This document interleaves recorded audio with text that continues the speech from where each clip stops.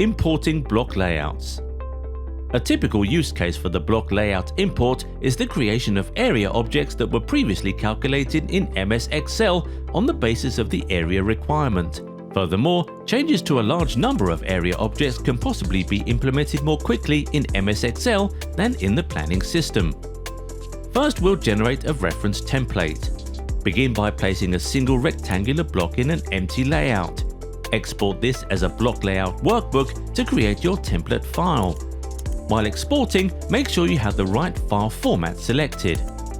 Now we can use our created template and fill it with our area requirements.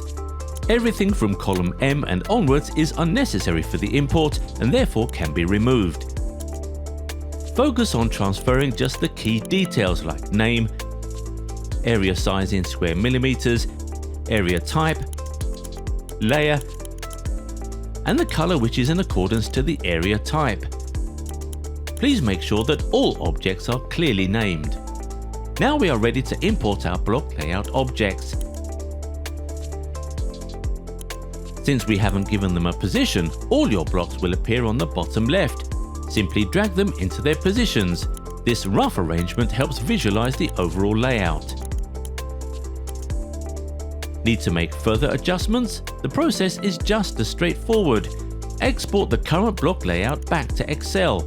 Make bulk changes directly in the spreadsheet, like expanding the area or adjusting the color. Re-import the updated file and see changes apply instantly.